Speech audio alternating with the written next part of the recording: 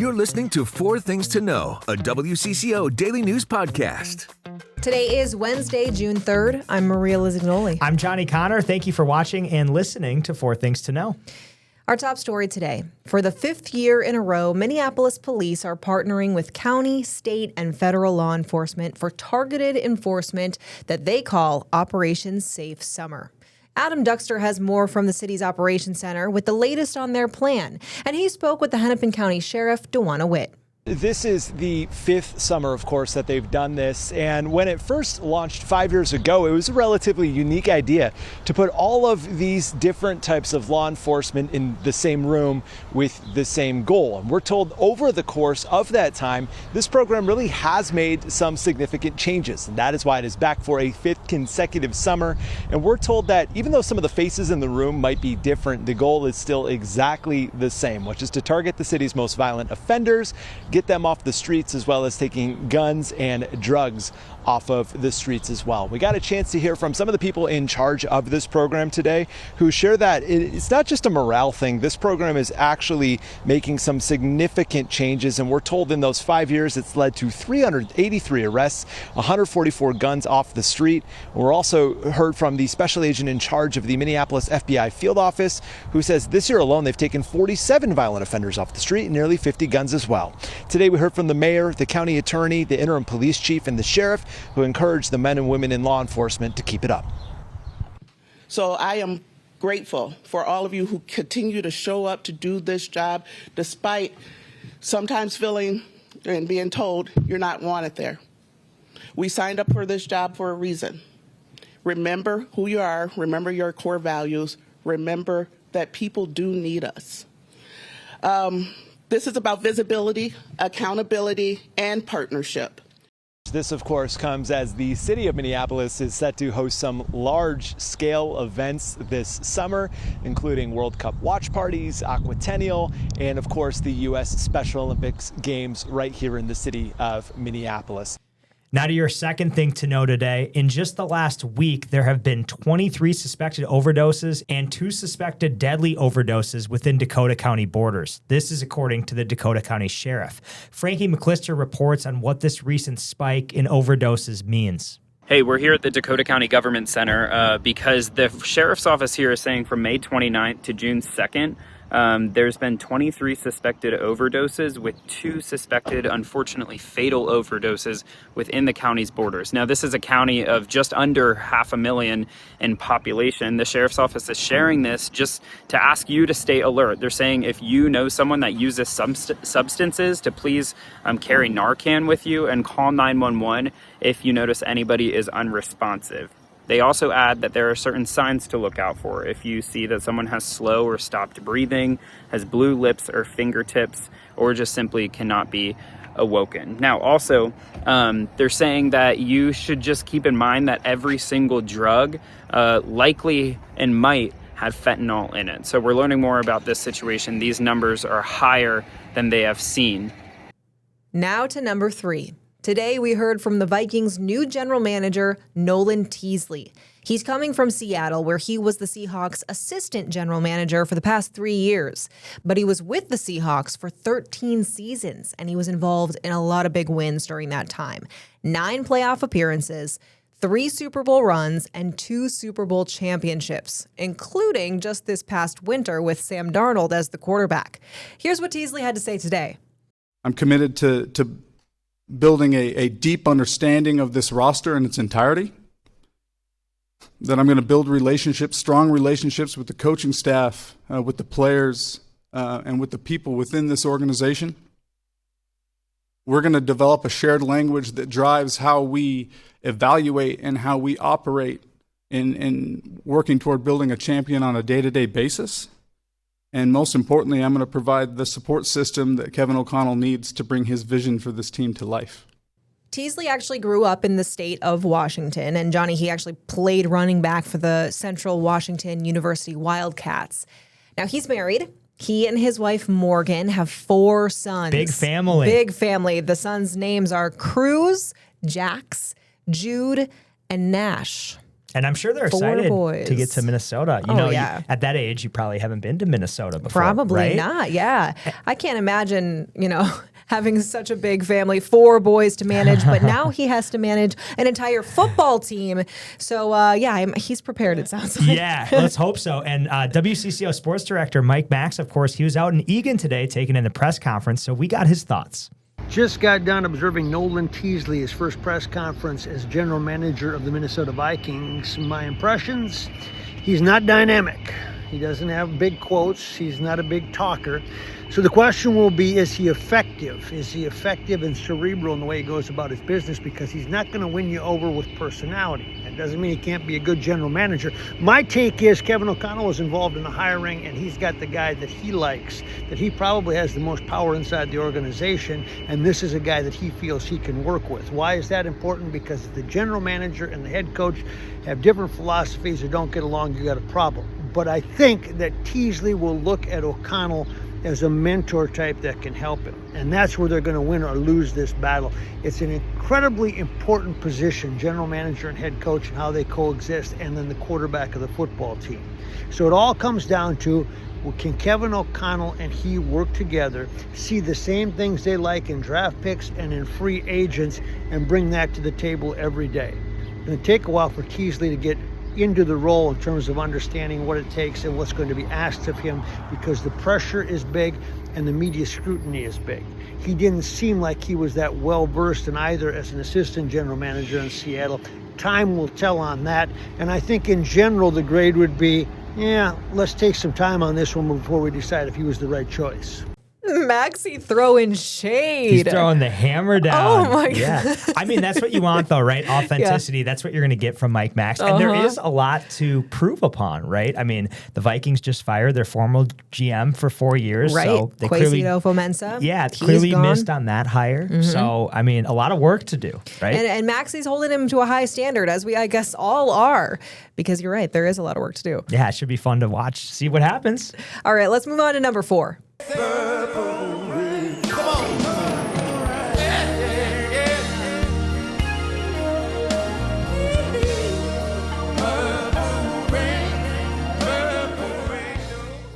It's just like one of the best songs. Iconic. Everyone in Minnesota knows. Everyone around the world knows. And I love that it is so true to Minnesota, too. Absolutely. Now Celebration Week is here. Exactly. Today, we are kicking off a 5-day celebration of the icon that we know and love and miss, Prince.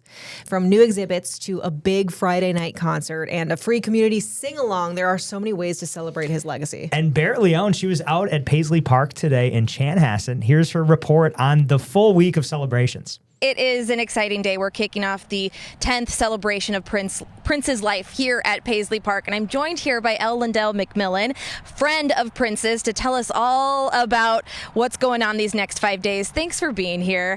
We are at Paisley Park where the magic happens. Thanks for having me, Barrett. This is where the magic happens. This is where Prince created so many great memories and so much music. And we're here to celebrate his life 10 years after his transition, and what a wonderful life. Yeah. Oh my goodness. And obviously we are standing in front of some setup of what's to come, right? Can you paint me a picture of what this space specifically is going to look like in the next few days? Okay, for context, there's Paisley Park right here, right? And then this is the picnic and festival area, which is free for all of the folks to come out and enjoy and participate here out in Paisley Park. But then downtown Minneapolis, we've got concerts, the big concert Friday night at the Armory, the big concert on Thursday at Royalston. We've got an outdoor free block party on Saturday for the community to really just celebrate his life and try as best we can to move to kind of the great feelings and memories of Prince, and as we move through our sadness over the past 10 years. Yeah. And it all leads up to Prince's birthday on Sunday. Speaking of memories, what would you say is your favorite memory of Prince? My favorite memory of Prince was his kind of shenanigans. You know, he was a prankster. Oh. So he would always kind of make jokes. He was witty. He was highly intelligent. And very, very mercurial at the same time. Of course, watching him perform was just like an experience like no other, because he was Mozart. Prince was Mozart. And, was a true virtuoso that was magnificent artist, performer. He did everything well. He even looked good, Whole package. Everything. This guy's just amazing. And the Saturday block party, it includes a sing-along, like Maria mentioned and Barrett mentioned, under the Prince mural in downtown Minneapolis. Now, get this. Organizers expect thousands of fans to be there. I'm sure some WCCO crew will also be there, right? 100%. Yeah, it sounds like fun. Those are your 4 things to know today. Let's get a check-in now on that next weather forecast. I'm meteorologist Mike Augustinak. Today, the last pretty quiet and dry and comfortable day of the next week plus. Tonight, some storms move in, potentially with some severe weather in western Minnesota, and a chance for thunderstorms off and on for the next several days as humidity goes up. And now, here's more to know. It's been more than 2 months since former NHL reporter Jessie Pierce and her 3 kids were tragically killed in a house fire in White Bear Lake. The hockey world is not forgetting her impact on the sport. The Stanley Cup Finals began last night, and NHL Commissioner Gary Bettman honored her memory ahead of Game 1.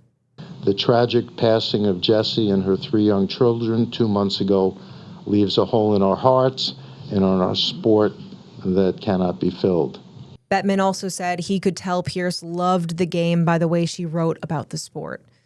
1 month ago, we received an update from the White Bear Lake fire chief, who said the cause of the fire that killed Pierce and her 3 children is still under investigation. He said the state fire marshal's office is leading the investigation and anticipates a determination sometime this month. 3 children and a bus driver are recovering after a school bus crash into a Hamline University building yesterday, and we spoke with someone who actually saw the crash happen. To put that much of that bus inside that building there and no fatalities, that's a blessing. And it happened just before 2 yesterday afternoon. Officials say the students on board attend Higher Ground Academy. There were about a dozen of them on the bus at the time. And the attorney representing the transportation company, Pride Transportation, says the driver was new and has been released from the hospital. University officials say no students or staff were hurt. Investigators are still working to determine a cause of the crash, but police say the driver did not show any signs of intoxication or impairment. So the driver released from the hospital. We're still waiting to hear the condition of the children. But as that man who saw it happen said, it is remarkable that no one was killed because that front of the bus is smashed. Yeah, absolutely smashed. If you're watching us on YouTube, you can see it. I mean, that is crazy. Don't know how that happened. Don't want to, allege anything. But just crazy. So just glad everyone is okay, it seems for the like. most part, yeah. Right. Wildlife officials are investigating after a large number of fish turned up dead at Lake Nokomis in Minneapolis. So the Minneapolis Parks and Rec Board investigated a report on Monday, and they say the fish kill includes several fish species and about 150 fish are dead. The DNR says fish can be susceptible to disease this time of year. Officials want you to be aware of 3 things with these fish kills. They can happen yearly from common infections or boating. It happens all across the state, and they do not affect the quality of a lake's water for swimming. It also doesn't harm the ability to eat other fish in the lake. I'll still pass. I would never eat a fish out of Lake Nokomis. Are you kidding me? No, thank you. No, I wouldn't go thank swimming you. either. The DNR, they are the experts. But, right. I'm But out. still, I'm out. I know you see people fishing on Lake Minnetonka, and I'm like, oh, I hope this is just for sport. Just for fun. It better be. That's disgusting. I'm Yuck. sorry. I love Lake I love swimming in the lakes, but I couldn't eat a fish. Absolutely not. Sorry. A fun story happening today. A new set of wheels for dozens of local kids. This is fun. They're all getting new bikes. Volunteers gathered at Indine Brewing Company in Minneapolis to build 85 bikes for kids yesterday. It's all organized by the nonprofit Cand-Aid with funding from frozen yogurt company Yasso. Love. And now they're going to deliver the bikes to their owners today. And they're actually going to kids at Webster Elementary, which is nearby the brewing company. And we spoke with Mike Murfitt, who is with the nonprofit that helped put this all together. And the stat that just hits so deep with me is that 1 in 4 elementary school aged kids do not have access to a bicycle, and that is just absolutely heartbreaking. So programs like this are life-changing. Oh my gosh, yeah. A bike was such an essential part of my childhood. It's like a newfound independence, right? You can go on your own now, do things you want to do. So it's so great. And today actually happens to be World Bicycle Day as well. So when the bikes get delivered today, there will also be in-person demonstrations, of course, from pro bikers. Pro bikers. Lance Armstrong. Okay. No, not the best role model. So Johnny is going to be out there. Yeah, Lance Armstrong. No, let's keep Lance away. That's so funny. Okay, so if you're not into biking, you might be into running. Absolutely. Or walking. Something. Either way, in St. Paul, a bunch of walkers and runners are gathering for Global Running Day. Twin Cities in Motion is hosting a 12-hour walkathon today to mark the occasion. So every mile traveled will be sponsored, and all the funds will be given to Neighborhood House and Twin Cities in Motion. And if you want to join, you can stop by anytime. It started at 7 this morning, and it goes through 7 p.m. tonight. And it's so nice out. I just got out quickly before lunch, and it's just beautiful. gorgeous. I'm just loving this weather right now. Me too. It truly feels like summer, which brings us to the game of the winter. Yeah, Stanley Cup. Let's talk about it. So game one was last night. Vegas beat Carolina. But this was what I was interested in. If you're wondering who in the series is from Minnesota, there's actually only one player. Okay. Shocking. You would think there'd be more. But Minnesota, yeah, Cole Smith, he plays for Vegas. He's from Brainerd. So there we go, if you're looking for the Minnesota connection. All right. There is one other player on Carolina, though. He is from Fargo, but he played youth hockey at Eden Prairie. Jackson Blake. So there's your two Minnesota connections in the series. And tonight, of course, NBA Finals get underway. Everyone from Minnesota, I'm sure, will be watching Karl Anthony Towns. Most people are rooting for him, of course. In the Knicks. Yeah, Knicks and Spurs game one tonight. Yeah, I would imagine most Wolves fans don't want to see the Spurs win because they just knocked us out. I mean, true. Victor Wembanyama, He's that insane. Tall dude. Yeah, it would be disappointing. No, it's actually crazy how good he is for how tall he is. I think we've talked about this before. He's unreal. I think he's like 6'5", 6. No, he's 7'4". You're 7'4". 6'5". That's actually not that tall for a basketball player. Yeah, 7'4". Insane. Oh Insane. my I'm God. rooting for Kat, though. I'm rooting for Kat, and I'm rooting for Timothy Chalamet. Have you seen him? Yeah, he's all over. He's on like sidelines of like every single Knicks game. He's like super fan. The stars will be out. Now, tonight's game in San Antonio, but can you imagine when it's back in New York? It's going to be insane. Yeah, especially New York. The sidelines are full of celebs. It's going to be pretty cool. Yeah, it'll be fun to watch for sure. It's time to take a breath with your Daily Bright Spot. A Minnesota boy has been chosen as the next Gerber baby. That's exactly what our state needed. Exactly. Yes, we did. We needed a little cuteness in this state, right? And he is super cute. His name is Cameron Chung. His parents are Rachel Olsen and Alden Chung. Cameron is about to turn 1, and his parents describe him as incredibly cheerful and giggly, adding he's an absolute ray of sunshine. And the theme for this year's contest was Behind the Baby, which Johnny, this family says really fit them as their first year of parenthood was messy, magical, and everything in between. Can we get a new theme next year? Yeah, I mean, does anyone want to think about that? Yeah, the prize or the baby's crazy. Behind. Yeah, seriously. $50,000. I mean, tell us about the prize. Yeah. The prize is $50,000 plus a $2,000 wardrobe for Cameron. And then, of course, his picture is going to be used in the campaigns for the next year. You'll be seeing him all over. I mean, famous little if you're Cameron. buying Gerber's baby food, then yep, you'll be seeing him all over. Oh my gosh, just not the behind. Let's take that off. Come on. Oh, thank you so much for joining us here on 4 Things to Know with Johnny Kahner. I'm Maria Lisignoli, and we're here with the news you need every weekday afternoon by 3 o'clock. Listen to 4 Things to Know, a WCCO daily news podcast, wherever you get your podcasts. Love podcasts? Love Minnesota? Check out the WCCO podcast studio lineup. Hear the top stories of the day with 4 Things to Know. Discover top female athletes and teams from around the state on women in sports. Dive into stories about faith and belief, from your local leaders to your neighbors next door, with Bigger Than Belief. Stay in the know on the go with the WCCO Podcast Studio. Go to WCCO.com/podcasts.